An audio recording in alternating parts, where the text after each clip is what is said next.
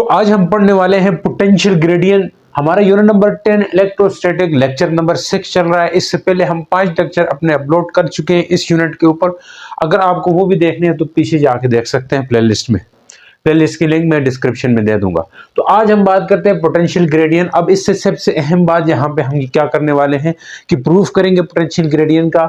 ये दे सकते हैं प्रूफ डेल वी और डेल आर करके, और साथ साथ इससे रिलेटेड क्वेश्चंस भी होंगे।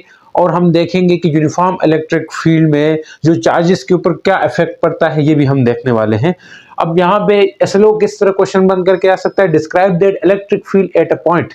मान ले electric field at a point is given by the negative potential gradient at that point. मतलब ये चीज और ये चीज सेम है, यानी कि पोटेंशियल ग्रेडियंट के बारे में ही पूछ रहे हैं किसी एक पॉइंट पे, तो वो क्या रहेगी, वो चीज भी आपसे प्रूफ मांग सकते हैं पेपर के दौरान। तो बात करते हैं यहाँ पे आमतौर पर क्या होता है कि जो इलेक्ट्रिक फील्ड थी, हमने पढ़ा इलेक्ट्रिक फील्ड वाले लेक्चर में या इलेक्ट्रिक फील्ड लाइंस में, तो वो एक इनविजिबल स्पेस होती थी। अब ऐसा नहीं है कि अगर हम कोई चार्ज ले लें तो उस चार्ज के आसपास जो फील्ड लाइन है वो असल में नजर आए, नजर तो नहीं आती, वो इनविजिबल स्पेस होती है। और इनविजिबल स्पेस के अंदर कोई चार्ज रखते हैं तो वो अपने ऊपर फोर्स एक्सपीरियंस करता था।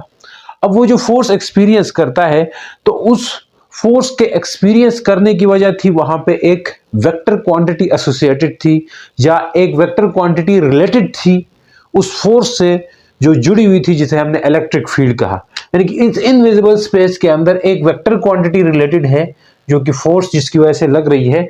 तो वो वेक्टर क्वांटिटी क्या है, वो वेक्टर क्वांटिटी है जी इलेक्ट्रिक फील्ड। क्या है, इलेक्ट्रिक फील्ड है, वेक्टर क्वांटिटी इलेक्ट्रिक फील्ड है, जिसकी वजह से फोर्स एक्सपीरियंस कर रहा है कोई भी चार्ज।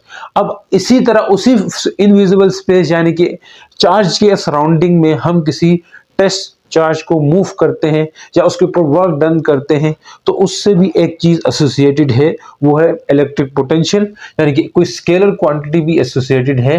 जो स्केलर क्वांटिटी है वो क्या है जी, स्केलर क्वांटिटी है पोटेंशियल, यानी कि खाली पोटेंशियल भी कह सकते हैं। अब कहने वाली बात यह है, electric field vector quantity, potential singly क्या है, स्केलर क्वांटिटी है। अब ये इलेक्ट्रिक फील्ड जो कि वेक्टर क्वांटिटी और पोटेंशियल जो कि स्केलर क्वांटिटी है, इन दोनों का ये देखा गया है कि एक ही सेम पॉइंट पे, यानी कि इलेक्ट्रिक फील्ड और पोटेंशियल डिफरेंट हो सकती है। यानी कि इलेक्ट्रिक फील्ड की वैल्यू और पोटेंशियल की वैल्यू डिफरेंट पॉइंट्स पे डिफरेंट देखी गई है। वो क्यों देखी गई है, क्योंकि इलेक्ट्रिक फील्ड का जो फार्मूला है 1/r² होता है। यानी कि इलेक्ट्रिक फील्ड जो है वो डिस्टेंस के स्क्वायर के इनवर्सली प्रोपोर्शनल है। ये हमने इलेक्ट्रिक फील्ड के फार्मूले में बात की है, ठीक है जी, r² होता है इसलिए। और इसी तरह पोटेंशियल का फार्मूला खैर यहाँ पे नहीं है, इन्होंने सिर्फ पोटेंशियल ग्रेडियंट दिया है, लेकिन इलेक्ट्रिक पोटेंशियल की जरा बात नहीं की, इसलिए थोड़ा बैकग्राउंड बताना जरूरी था आपके लिए। तो बात करते हैं, जो पोटेंशियल है v से लिखा जाता है, और ये r² नहीं बल्कि सिंगली r के इनवर्सली प्रोपोर्शनल है, तो इसलिए इसकी वैल्यूज डिफरेंट पॉइंट्स पे डिफरेंट रह सकती है इलेक्ट्रिक पोटेंशियल की। मतलब एक खास डिस्टेंस, यहाँ पे कोई चार्ज q है, ये आगे काम आएगा। अब ये इसके सर्कल में मान ले यहां से यहां तक डिस्टेंस r है, r1 है, मान ले इधर से इधर तक r2 है, तो इस खास डिस्टेंस की सारी सराउंडिंग में पोटेंशियल सेम होगा। फिर यहाँ पे इस डिस्टेंस के गिर्द सारा पोटेंशियल सेम होगा। तो इस तरह पोटेंशियल की वैल्यू डिफरेंट जगहों पे डिफरेंट हो सकती है, लेकिन एक खास डिस्टेंस r डिस्टेंस पे सेम रहती है। उस फिक्स डिस्टेंस के सराउंडिंग में पूरा का पूरा पोटेंशियल सेम रहता है। तो उस पूरे पोटेंशियल को हम इस पूरे को एक सरफेस मान सकते हैं, क्योंकि इलेक्ट्रिक फील्ड लाइंस 3 डायमेंशंस में स्प्लिट होती है। तो इसी तरह इलेक्ट्रिक पोटेंशियल भी 3 डायमेंशंस में हो सकती है, और वो एक सरफेस भी बना सकती है, एक 3D स्पेस भी बना सकती है। तो अब रिलेशन इनके बीच में ड्राइव किया हुआ है, किसके बीच में, इलेक्ट्रिक पोटेंशियल और इलेक्ट्रिक फील्ड के बीच में। एक 3 डायमेंशंस के लिए भी इसके लिए यानी कि रिलेशन है इलेक्ट्रिक फील्ड और पोटेंशियल का। एक आपके पास सिंगली प्लेन के ऊपर है, यानी कि एक मान ले सिर्फ एक ही डिस्टेंस पे आपने चेक करना है कि पोटेंशियल क्या आ रहा है, तो उसके लिए अलग फार्मूला है, ये वाला फार्मूला है। तो उसके लिए आपके पास क्या हो जाएगा जी, माइनस हम लिखेंगे del V by del R. आपके सिलेबस में यही है, तो हम सिर्फ ये देखते हैं। एक फिक्स डिस्टेंस में जो पोटेंशियल में चेंज आता है, उसको चेक करने के लिए आप या इलेक्ट्रिक फील्ड और पोटेंशियल के बीच में रिलेशन के लिए ये वाला फार्मूला है, जिसे हम पोटेंशियल ग्रेडियंट भी कहते हैं। इसके ड्राइव भी करेंगे, इसके ऊपर बात भी करेंगे, बने रहना, ठीक है सर। अच्छा जी, इसके लिए सबसे पहले हम इसकी डेरिवेशन करने जा रहे हैं, तो इसके लिए क्या जरूरी है पता है आपको? जी नहीं सर, बताएं आप। देखिए उसके लिए जरूरी तो ये होगा आपके लिए, मैं बताना चाहूंगा। हाँ आप बताना तो है, बताना तो पड़ेगा। और देखिए कोई हम हमारे बुक के हिसाब से चलते हैं, कोई से हमारे पास कोई पैरेलल प्लेट है और इसके बीच में यूनिफॉर्म इलेक्ट्रिक फील्ड लाइन है। कोई पैरेलल प्लेट है, दो पैरेलल प्लेट्स हैं, अपोजिटली पैरेलल प्लेट्स हैं। अपोजिटली पैरेलल प्लेट्स की फील्ड की क्या होती है डायरेक्शन, कैसी फील्ड लाइंस होती हैं वो हमने देखी है। अगर ये फ्रिंजिंग फील्ड लाइंस बनाती हैं यहाँ पे, हमें पता है अगर ये पॉजिटिवली चार्ज प्लेट है और ये वाली नेगेटिवली चार्ज प्लेट है, तो होगा क्या? होगा क्या, अगर हम यहाँ पे किसी चार्ज को मूव करवाएं, किसी पॉजिटिव टेस्ट चार्ज को, तो हमने क्या किया, कंसीडर किया a uniform electric field lines between two oppositely charge plates. ठीक है जी, ये बुक में भी लिखा हुआ है। तो हमने क्या करना है कि यहां से किसी चार्ज को मूव करवा देना है। क्या करना है? चार्ज को मूव करवाना है, और क्यू नॉट कोई टेस्ट चार्ज है। तो हमने यहाँ पे फील्ड कैसी ली है, कंसीडर कैसी फील्ड की है, यूनिफॉर्म इलेक्ट्रिक फील्ड लाइंस लिए। यूनिफॉर्म इलेक्ट्रिक फील्ड लाइन है, कहां पे है ये? बिटवीन प्लेट्स, प्लेट्स के बीच में ये चीज है। ठीक है जी, और हमने टेस्ट चार्ज को, पॉजिटिव टेस्ट चार्ज को मूव करवाया अगेंस्ट द इलेक्ट्रिक फील्ड। मान ले इसको इस पॉइंट से मूव करवा रहे हैं, पॉइंट बी का है या ए का है, आपकी मर्जी, बुक के हिसाब से बी है। और इसको हमने मूव करवाया डेल आर डिस्टेंस तक, यानी कि यहां तक लेके आना है ए तक। तो इसके ऊपर हम फोर्स लगाएंगे, यानी कि हमने किसी पॉजिटिव टेस्ट चार्ज को क्या किया, पॉजिटिव टेस्ट चार्ज को मूव करवाया कहां, अगेंस्ट द इलेक्ट्रिक फील्ड। तो against the electric field move करवाया, लेकिन याद ये रहे इलेक्ट्रिक फील्ड के अगेंस्ट मूव करवाया, लेकिन चार्ज को इलेक्ट्रोस्टैटिक इक्विलिब्रियम में लेकर के आया। क्योंकि इलेक्ट्रोस्टैटिक इक्विलिब्रियम में जब चार्ज को लेके आते हैं तो हमारा स्टोर किया हुआ वर्क, यानी कि पोटेंशियल एनर्जी में कन्वर्ट होता है, या electric potential change in potential energy के इक्वल होता है यहां और यहां। देखो पोटेंशियल यहां पे अलग पोटेंशियल होगा, यहां पे अलग पोटेंशियल होगा। मैंने अभी कहा था कोई चार्ज रहे तो अपने सराउंडिंग में फील्ड छोड़ता है, फील्ड छोड़ता है, और उससे एक खास डिस्टेंस पे इधर तक और इधर तक, या इधर तक इसकी फील्ड यानी कि पोटेंशियल हमेशा सेम रहता है। तो इसी तरह आप बाहर ले लो, क्योंकि v किसकी इक्वल होता है, 1/r होता है। यानी कि r डिस्टेंस, मान ले r यहाँ 5 है तो यहाँ भी 5 होगा, क्योंकि एक सर्कुलर पाथ है। 5 सेंटीमीटर हर तरफ, यानी कि पोटेंशियल 1 होगा। तो अगर मैं बात कर रहा हूं यहाँ पे इस फील्ड की, तो इस लाइन में ऊपर नीचे आप कहीं पे भी जाएं, यहाँ ऊपर जाएं या नीचे आए, तो पोटेंशियल यहाँ का सेम होगा। मान ली ये बी पॉइंट है, मान ली कोई फील्ड है, आपको यहां बाहर समझाता हूं, उधर खिचड़ी बन जाएगी। एक पॉइंट यहां, एक पॉइंट यहां, एक पॉइंट, ये बराबर है, सेम उस पे है डिस्टेंस पे, क्योंकि फील्ड यहां से आ रही है तो यहां कहीं चार्ज होगा, यहां कहीं चार्ज होगा, तो यहां डिस्टेंस सेम है। तो मान ले ये ए पॉइंट है, ये बी पॉइंट है, ये सी पॉइंट है, तो V A potential at A, जे बराबर होगा V B potential at B, ये बराबर होगा V C potential at C, सबका पोटेंशियल सेम होगा। तो इधर इसका जो पोटेंशियल है बी पॉइंट पे, तो वो होगा हमारे पास वी बी पोटेंशियल होगा, और इधर का पॉइंट जो पोटेंशियल होगा ये वी ए पोटेंशियल होगा। तो इन दोनों के बीच में जो पोटेंशियल डिफरेंस के बराबर वर्क होगा जब हम इस चार्ज को यहां से लेके यहां पर ले आएंगे और अगेंस्ट द इलेक्ट्रिक फील्ड लेके जा रहे हैं, और कीपिंग किस में रख रहे हैं, कीपिंग इन इलेक्ट्रोस्टैटिक इक्विलिब्रियम। किस में रखा है हमने, इलेक्ट्रोस्टैटिक इक्विलिब्रियम में लेके आए।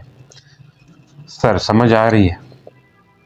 क्योंकि अगर आप इलेक्ट्रोस्टैटिक इक्विलिब्रियम में नहीं लेके आएंगे तो उसकी काइनेटिक एनर्जी गेन होगी, तो उसमें जो क्या वो वर्क है वो यानी कि स्टोर नहीं होगा। इसलिए हम कहना चाहते हैं, जैसे मैं मार्कर है यहां से उठा के ऊपर लेके आता हूं, तो मेरा जो क्या हुआ वर्क ही यहाँ पे पोटेंशियल एनर्जी के तौर पे स्टोर हो रहा है। तो यहाँ पे भी यही काम हो रहा है, यहाँ पे भी यही काम हो रहा है। अब हम जरा इस चार्ज को मूव तो करवा चुके हैं, तो लेकिन देखें अब क्या हो रहा है। सात समंदर और मैं तेरे पीछे पीछे आ गया। अब देख यहां से यहां लेके आ रहे हैं, तो हम एक तो फोर्स इसको एक्सपीरियंस करनी पड़ रही उस तरफ, क्योंकि इलेक्ट्रोस्टैटिक फोर्स लगेगी। आपने पढ़ा है electric field equal to force divide by charge, तो then electrostatic force equal to E q के बराबर। इस तरफ जो फोर्स लग रही है इलेक्ट्रिक फोर्स, वो ई क्यू नॉट के बराबर लग रही।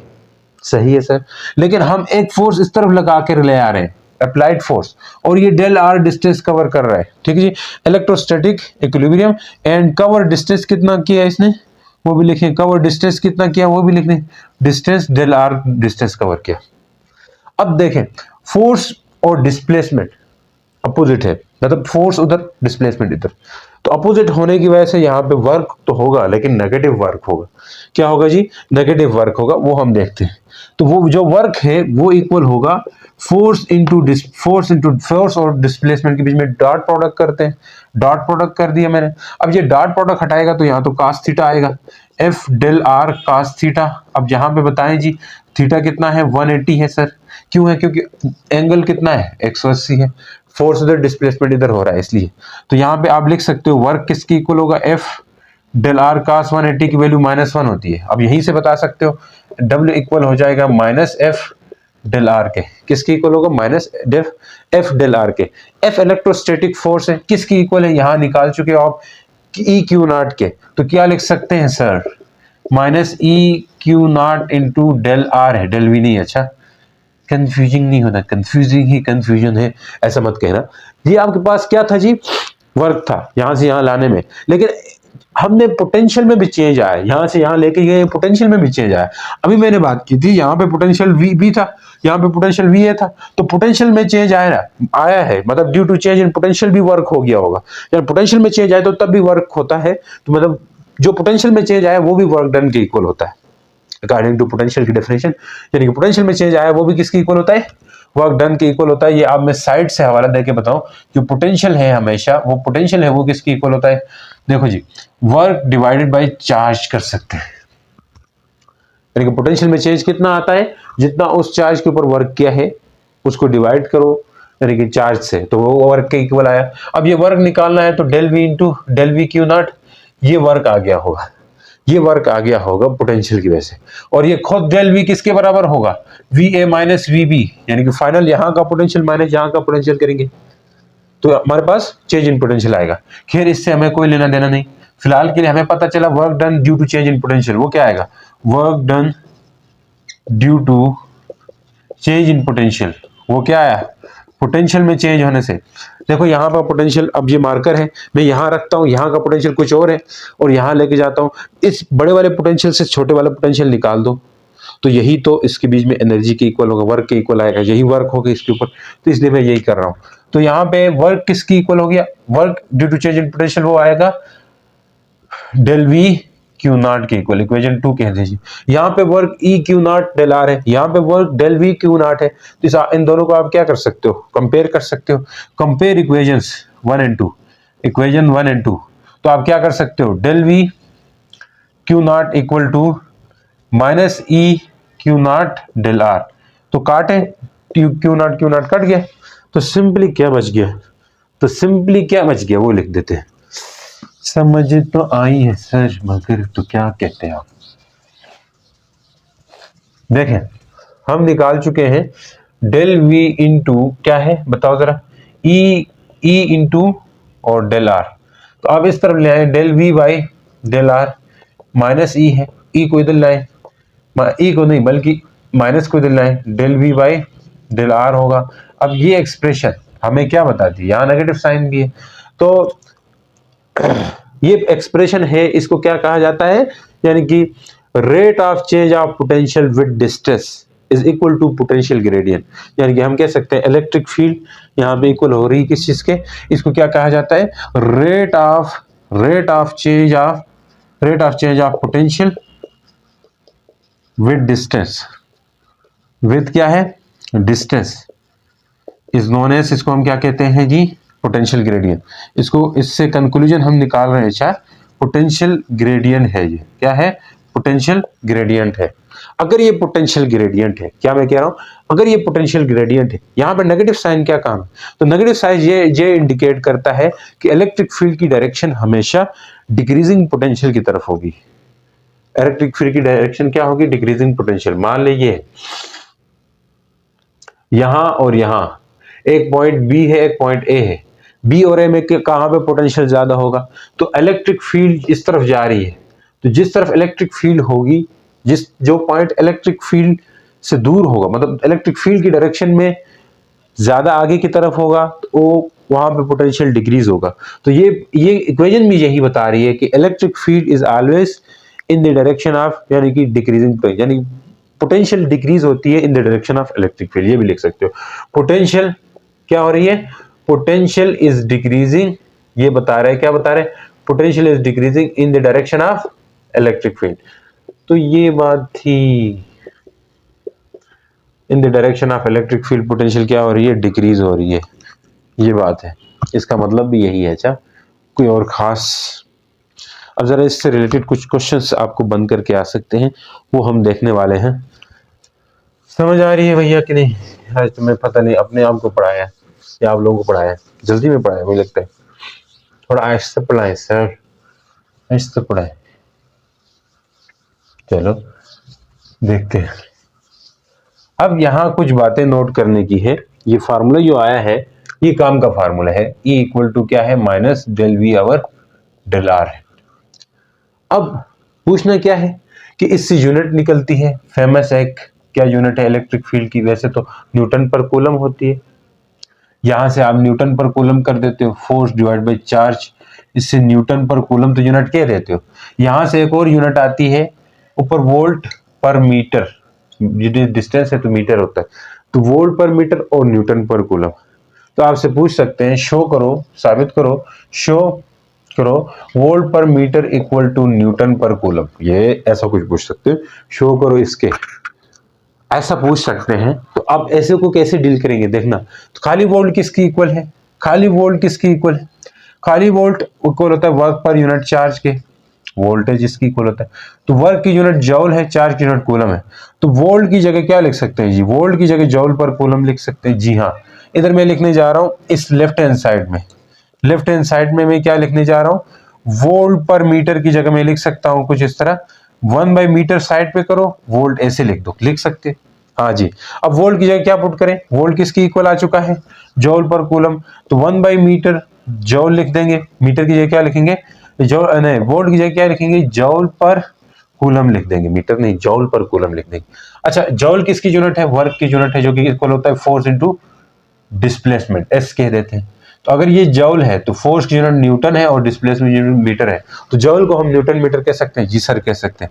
1/मीटर और जॉल की जगह, जॉल को जगह क्या लिख दिए जी, न्यूटन और metre divided by coulomb, cut गया न्यूटन पर कूलम। तो यही चीज पूछ रहा था आपसे कि शो कर दो वोल्ट मीटर भी न्यूटन कूलम के इक्वल है, तो ऐसे पूछ सकते हैं, कोई मुश्किल बात नहीं है, इसको आपने टैकल कर देना है, खुद ही झंझोड़ के रखना है, तुमने झंझोड़ के रखना है। क्वेश्चंस कुछ बहुत सिंपल क्वेश्चंस होते हैं, इसमें घबराने वाली बात नहीं।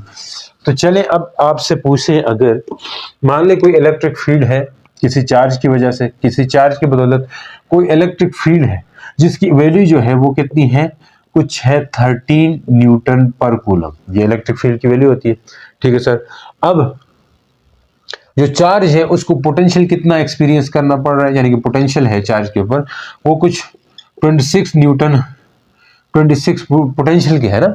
अब ये जो क्या है, ये जो इलेक्ट्रिक फील्ड है और दूसरा क्या चीज है, यानी कि पोटेंशियल है, वो हमने देखना है। इलेक्ट्रिक फील्ड जो कितनी है, 13 न्यूटन पर कूलम। अब पोटेंशियल की बात करें तो वो भी आपके पास है जी 26 वोल्ट है, कितनी है, 26 वोल्ट के बराबर है। अब पूछ ये सकता है कि डिस्टेंस कितना होगा किसके बीच में, इस चार्ज और इसके बीच में, यानी कि ये चार्ज कहां पे होगा, ये डी पूछ सकता है।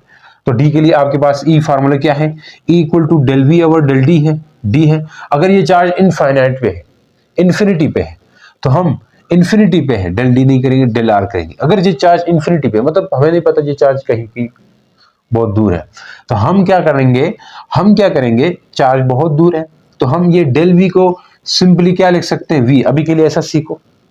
अगर ये डेल आर है तो इसको हम खाली डी भी कह सकते हैं या खाली आर भी कह सकते हैं। सही है सर, इन्फिनिटी पे हो तो क्यों ऐसा कर रहे हैं सर, देखें डेल वी इक्वल होता है V A minus V B होता है।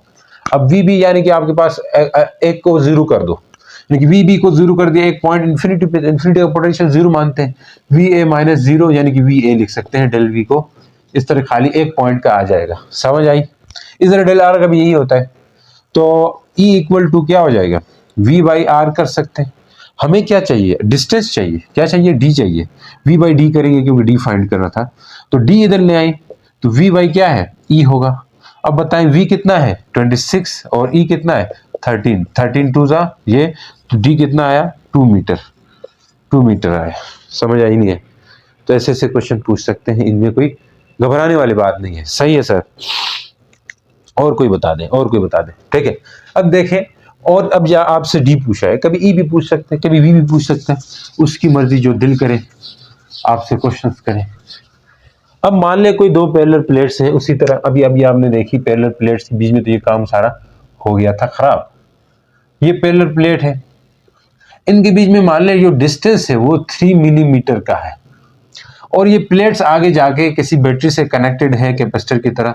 वो जो 12 वोल्ट की 12 वोल्ट है, इनके बीच में पोटेंशियल 12 वोल्ट, यानी कि 12 वोल्ट यहाँ का पोटेंशियल कितना है 12 वोल्ट है, 12 वोल्ट है। सही है सर। अब पूछ सकता है आपको इलेक्ट्रिक फील्ड क्या होगी यहाँ पे, यानी कि इलेक्ट्रिक फील्ड की वैल्यू क्या होगी। तो आपको पता है सीधा सीधा E इक्वल होता है डेल वी ओवर डी कर दो। E डेल वी कितना है जी 12, डी कितना है 3 मिलीमीटर है। अच्छा, अब क्या कर सकते हैं, ये 12 होगा, 3 मिलीमीटर की जगह क्या लिख सकते हैं 10 की पावर -3 लिख सकते हैं। 3 4 12 हो जाएगा। E इक्वल टू 4 रहेगा, नीचे क्या है 10 की पावर -3 होगा, इसको ऊपर ले आए तो E इक्वल होगा 4 इंटू 10 की पावर +3 न्यूटन पर कूलम। ये इलेक्ट्रिक फील्ड की वैल्यू आ गई। बहुत सिंपल से हैं, आसान क्वेश्चंस हैं, इनमें कोई मसले वाली बात नहीं है। अब आपसे पूछ सकते हैं कहीं पे पोटेंशियल सेम है। पोटेंशियल सेम कब होता है, मैंने कहा था जब लाइन का डिस्टेंस बीच में सेम हो, इलेक्ट्रिक फील्ड के बीच में डिस्टेंस सेम हो, तो तब आपके पास पोटेंशियल क्या रहता है सेम रहता है। कैसे सर, भूल गए हम, इतनी जल्दी बुला देते हो। देखो कोई इलेक्ट्रिक फील्ड है ऐसे, ये इलेक्ट्रिक फील्ड है, यहां से कोई फील्ड लाइंस आ रही है, तो मैंने कहा था सेम डिस्टेंस, ऐसे कार्ड लगाओ आप, ऐसे कार्ड लगाओ, तो इधर इधर इधर इधर पोटेंशियल सेम होगा, मतलब पोटेंशियल सेम होगा, क्योंकि डिस्टेंस, पोटेंशियल डिस्टेंस पे डिपेंड करता है। मान ली यहाँ पे कोई बड़ा चार्ज है, इससे यहां तक, मान ली यहां से यहां तक, इस पहली वाली लाइन तक जो डिस्टेंस है वो 2 मीटर है। मान ली इधर से इधर तक दूसरी वाली लाइन तक जो डिस्टेंस है वो कितना है, आर जो है 4 मीटर है।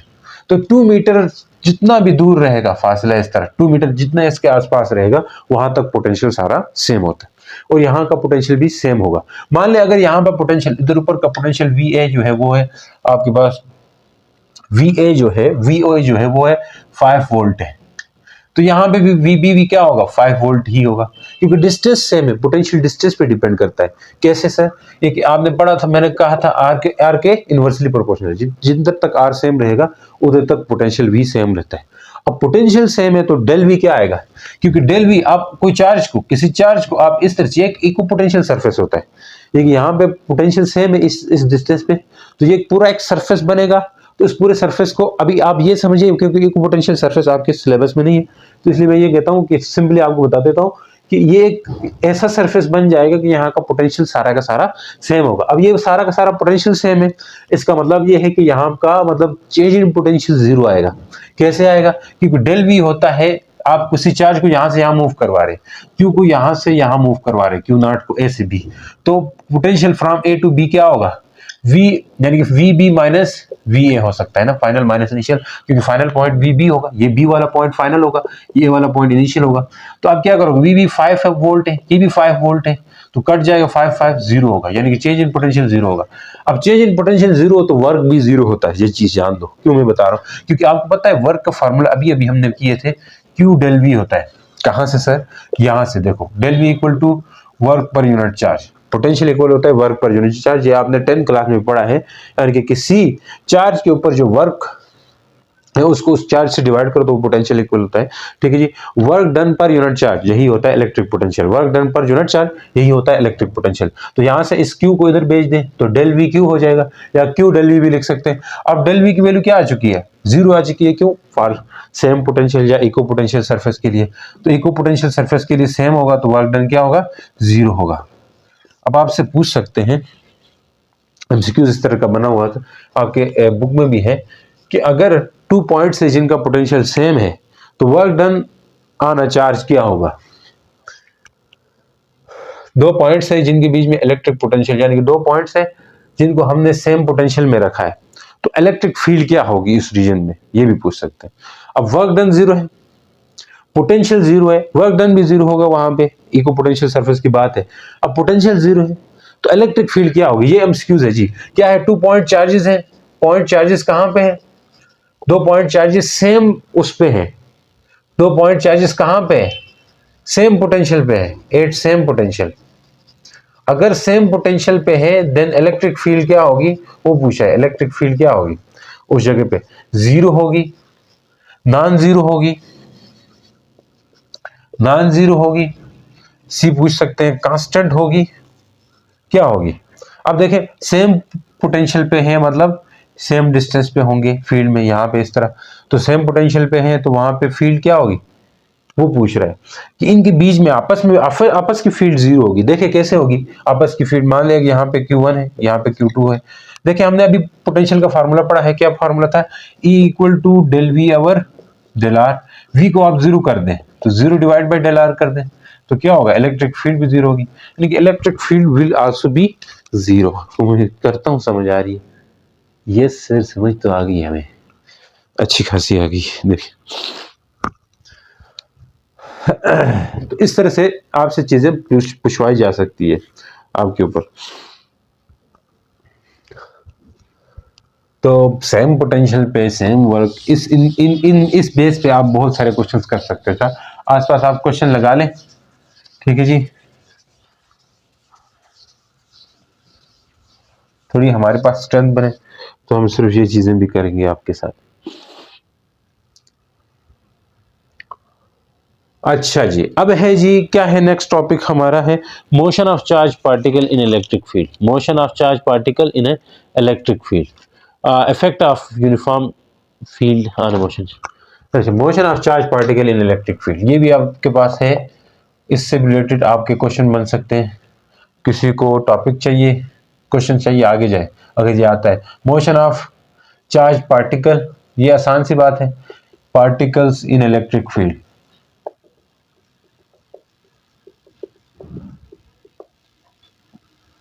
देखिए इलेक्ट्रिक फील्ड में अगर किसी चार्ज पार्टिकल को मूव करवाते हैं तो वो चार्ज पार्टिकल हमेशा क्या करने लगता है, क्या हो जाता है उस चार्ज पार्टिकल के साथ।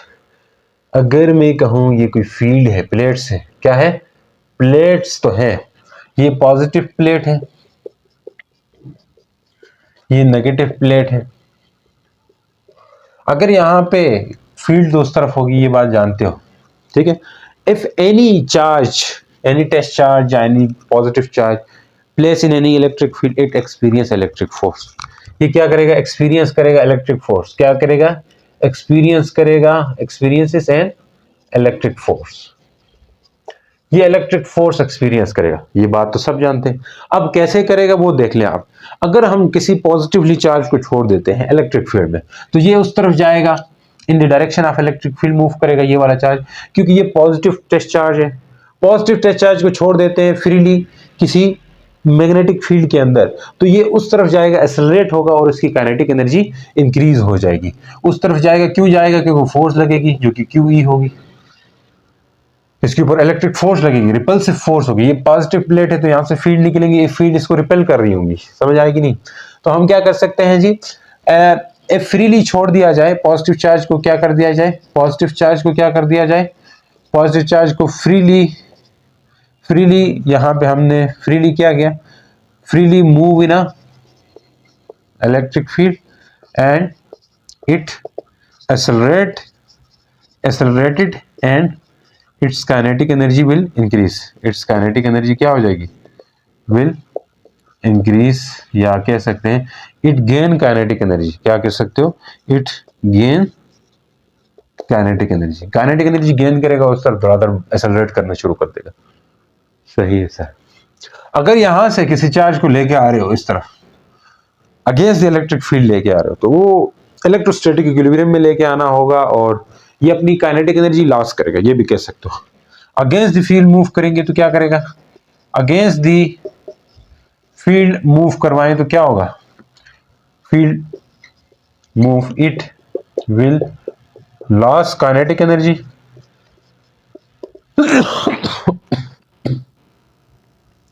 काइनेटिक एनर्जी लॉस करेगा क्योंकि इधर लाएंगे, आगे लाते लाते बहुत आहिस्ते मूव करना शुरू करेगा क्योंकि यहाँ से रिपल्सिव फोर्स ज्यादा लगेगी, ये प्लेट इसको रिपल करना शुरू कर देगी और एज अ रिजल्ट ये पोटेंशियल एनर्जी गेन करेगा, एंड पोटेंशियल एनर्जी क्या करेगा, एंड इट एक्वायर या gain potential energy. Potential energy क्या करेगा, ये गेन करेगा आगे लाने की वजह से। पोटेंशियल एनर्जी जब गेन करेगा ये वाला, तो हम कह सकते हैं कि इसके अंदर जो हमने वर्क किया है वो स्टोर हुआ है। पोटेंशियल एनर्जी इसने क्या की है, गेन की है किसी चार्ज को मूव करवाने से। तो प्रोटॉन इलेक्ट्रॉन सबके केस में यही होगा, ये प्रोटॉन है। तो इलेक्ट्रॉन का केस उल्टा होता है, सही है, इलेक्ट्रॉन का केस उल्टा होता है, प्लस है माइनस है, प्लस है प्लस है, माइनस माइनस माइनस के इलेक्ट्रॉन का दिया नहीं है आपकी बुक में। अगर कोई नेगेटिव टेस्ट चार्ज है, नेगेटिव चार्ज है, या इलेक्ट्रॉन समझो, इलेक्ट्रॉन ही समझते हैं, इलेक्ट्रॉन है। अब इलेक्ट्रॉन खुद फील्ड की डायरेक्शन में तो नहीं जाता, अट्रैक्ट होगा इस तरफ। तो यहां से अगर इलेक्ट्रॉन ले जाए इस तरफ ये अगेंस्ट द इलेक्ट्रिक फील्ड लेके जाएंगे इलेक्ट्रॉन को कैसे लेके जाएंगे, अगेंस्ट द इलेक्ट्रिक फील्ड लेके जाएंगे, अगेंस्ट द इलेक्ट्रिक फील्ड लेके जाएंगे, तो इट गेन काइनेटिक एनर्जी। हाँ जी, अपोजिट है, अगेंस्ट लेके जाए तो ये पोटेंशियल एनर्जी गेन करता है और लॉस करता है काइनेटिक एनर्जी। तो इलेक्ट्रॉन को अगेंस्ट द इलेक्ट्रिक फील्ड लेके जाएंगे तो it gain kinetic energy and last potential energy लिख सकते हो। अगर इलेक्ट्रिक फील्ड के अपोजिट लेके जाएंगे, डायरेक्शन में लेके जाएंगे, तो ये लॉस करेगा पोटेंशियल एनर्जी। इलेक्ट्रॉन जो है मूव करवा ले इन इलेक्ट्रिक फील्ड की डायरेक्शन में, it loss kinetic energy and gain potential energy. तो ये चीजें आपको आ जानी चाहिए, बहुत सिंपल से चीजें हैं। आप देख सकते हो कि फोर्स लगेगी, रिपल्सिव फोर्स लगेगी, एक तरफ अट्रैक्टिव फोर्स लगेगी। एज ए रिजल्ट या तो ये अट्रैक्ट करना शुरू कर देंगे या तो ये रिपेल करना शुरू कर देंगे। सही है सर, समझ तो आ गई। अब क्वेश्चन करा लो इससे रिलेटेड, ठीक है। हंसी भी गई, खुशियां भी गई, हमी से चुरा लो, दिल में हमें तुम छुपा लो। अब ये मशहूर क्वेश्चन है कि कहा गया है कि एक इलेक्ट्रॉन है या प्रोटॉन है, उसको हम क्या कर रहे हैं, एक्सेलरेट करवा रहे हैं किसी फील्ड में, पोटेंशियल में एक्सेलरेट करवा रहे हैं एक पोटेंशियल में।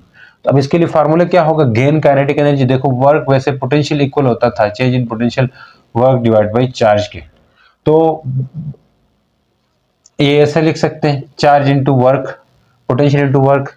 अब यहाँ पे आपसे कहने वाली बात ये है कि अगर यहाँ पे ये गेन कर रहा है या लॉस कर रहा है काइनेटिक एनर्जी, तो यही वर्क किस में कन्वर्ट होता है, काइनेटिक एनर्जी में।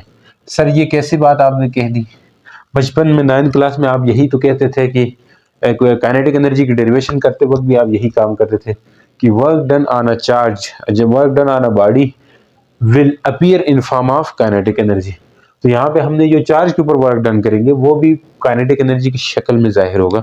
आसान सी बात है, ये मार्कर है, इसको मैंने एक्चुअल में उठाया है, उठाते वक्त मैंने इसके ऊपर वर्क ही किया है, मेरा किया हुआ वर्क ही यहाँ पे काइनेटिक एनर्जी में स्टोर हो जाता है, तभी हम कह देते हैं कि काइनेटिक एनर्जी के इक्वल है ये चीज। समझ आ गई सर। अब देखिए ये पोटेंशियल मैंने यहाँ पे किसी ऐसे पोटेंशियल में प्रोटॉन को भगाया है, और हमें पता है प्रोटॉन जो है वो, उसने ये भी कह दिया, ये है प्रोटॉन जो है वो 1840 टाइम है ग्रेटर है किससे, ग्रेटर में से किससे, इलेक्ट्रॉन से। और इसको 1 वोल्ट पोटेंशियल में, लेकिन पोटेंशियल कितना है, 1 किलो वोल्ट पोटेंशियल में इसको छोड़ दिया, तो इसमें काइनेटिक एनर्जी कितनी होगी, काइनेटिक एनर्जी कितनी एक्वायर करेगा, वो हमने फाइंड करना है। तो ऑप्शन में दे सकता है वो 1840 kilo electron volt kinetic energy उसकी गेन होगी, क्योंकि प्रोटॉन उसने बोल दिया है 1840 टाइम ग्रेटर है इलेक्ट्रॉन से। अब ऑप्शन में भी दे रहा है कि उसकी जो काइनेटिक एनर्जी है, इलेक्ट्रॉन वोल्ट काइनेटिक एनर्जी की यूनिट होती है, अच्छा जॉल नहीं, यहाँ पे इलेक्ट्रॉन वोल्ट भी हो सकती है। तो 1840 टाइम कैसी होगी इलेक्ट्रॉन वोल्ट, देखो अगर चार्ज है, पोटेंशियल इसकी वोल्ट यूनिट होगी, चार्ज है तो इलेक्ट्रॉन है तो इलेक्ट्रॉन वोल्ट, या इसको इलेक्ट्रॉन वोल्ट भी लिख सकते हैं, ऐसे इसकी यूनिट बन जाती है यहीं से। अच्छा तो आपसे कहा कि प्रोटॉन जो 1840 टाइम ग्रेटर है, तो इसका मतलब उसने दे दिया कि 8040 kilo electron volt energy gain कर लेगा वो, ये ऑप्शन दिया हुआ है। बी में आपसे कहेगा 1 divided by 8040 electron volt kinetic energy gain करेगा। सी में आपसे कह रहा है कि ये kinetic energy 1 kilo electron volt kinetic energy gain करेगा। इस तरह ऑप्शन डी में 0 कह देगा, कोई नहीं करेगा क्या। तो आपने सिंपल यही फार्मूले का यूज करना है, kinetic energy equal to change in potential into क्या है, चार्ज है।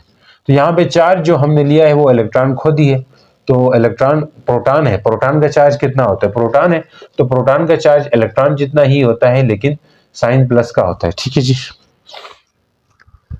चार्ज सेम होता है दोनों में, 1.6 कितना होता है दोनों में, 1.6 इंटू 10⁻⁻19 कूलम। तो खैर वो कितना है, del V change in potential 1 kilo है, 1 किलो वोल्ट है, इलेक्ट्रॉन 1 इलेक्ट्रॉन है, तो ये 1 kilo electron volt kinetic energy उसकी हो जाएगी 1840। ये नंबर जस्ट आपको डराने के लिए दिया है, इससे आपने डरना नहीं है, घबराना नहीं है, समझ आ रही नहीं है। इस तरह का क्वेश्चन वो आपसे पूछ सकता है। अब एक और क्वेश्चन है, आपको कहे कि दो इलेक्ट्रॉन घूम रहे हैं और इसके बीच में डिस्टेंस भी दिया, प्लेट्स के बीच में हमने छोड़ दिया। ठीक है जी, प्लेट्स के बीच में हमने छोड़ दिया, ये भी आपके बुक का है शायद अपना, ये कोई प्लेट्स है, इन प्लेट्स के बीच का डिस्टेंस उसने दिया है और फील्ड दी हुई है, डिस्टेंस लगभग वो कह रहा है 8 मीटर है। यहां से 2 इलेक्ट्रॉन चार्ज को हमने, 2 इलेक्ट्रॉन या मान ले एक इलेक्ट्रॉन है उसका डबल चार्ज वाले किसी चार्ज को हमने एक्सेलरेट करवाना है, तो उसकी काइनेटिक एनर्जी क्या होगी। इनके बीच में जो फील्ड है वो लगभग आपको 4 न्यूटन पर कूलम फील्ड दे दी है। आसान हो गया काम। आपसे पूछ क्या रहा है, gain in kinetic energy, kinetic energy में बताएं चेंज क्या है। तो आपको पता है अभी भी काइनेटिक एनर्जी या खाली काइनेटिक एनर्जी हम इसको डेल वी अर्थात क्यू चार्ज था। अब चार्ज यहां पे हमें मिल गया है, चार्ज कितना है बताओ, 2 इलेक्ट्रॉन है। डेल वी क्या है, डेल वी को हम लिख सकते हैं किस हिसाब से, डेल वी तो यहां बताया नहीं डायरेक्ट, उस तरह डायरेक्ट मतलब वी नहीं बताया, तो हम वी को एक और उससे में लिख सकते हैं, अभी जो डेरिवेशन की है पोटेंशियल ग्रेडियंट के, डेल वी बाई क्या कर सकते हैं, यानी कि डी कर सकते हैं। अगर ये डिस्टेंस डी हो, इनके बीच में ये डिस्टेंस डी है, तो चेंज इन पोटेंशियल के लिए ई डी कर सकते हैं। हाँ जी सर बड़े तेज है। वी क्या है, ई डी, ई इलेक्ट्रिक फील्ड है, डी डिस्टेंस है, तो डेल वी की जगह क्या लिख सकते हैं, ई डी लिख सकते हैं। अब यहाँ पे पुट कर दीजिए, इसकी जगह पुट कर दे तो काइनेटिक एनर्जी आ जाएगी। क्यू की जगह क्या लिखेंगे, डेल वी की जगह ई डी, और क्यू की जगह क्या लिखेंगे 2 इलेक्ट्रॉन। तो सब कुछ है आपके पास, जी हाँ सब कुछ है। तो ऑप्शन वो आपको दे सकता है क्या क्या, 16 इलेक्ट्रॉन वोल्ट, बी में दे दें 32 इलेक्ट्रॉन वोल्ट, सी में दे दें 64 इलेक्ट्रॉन वोल्ट, डी में दे दें 128 इलेक्ट्रॉन वोल्ट, ऐसे दे सकता है ऑप्शन। तो देखें ई कितना है 4 है, और डी कितना है 8 है, और 2 इलेक्ट्रॉन वोल्ट भी हो जाएगा आगे, 4 8 है 4 8 है, हाँ 4 8 जा 32 है और ये 2 है, तो 32 को 2 से मल्टीप्लाई करो तो क्या आता है जी 64, तो 64 इलेक्ट्रॉन वोल्ट, ऑप्शन सी आपका सही और राइट ऑप्शन है। तो इस तरह के एमसीक्यूज क्वेश्चन दे सकते हैं। आप इतने समझदार हो चुके हैं, अभी आप फार्मूला कैसे लगाना है और इसको कैलकुलेट कैसे करना है। तो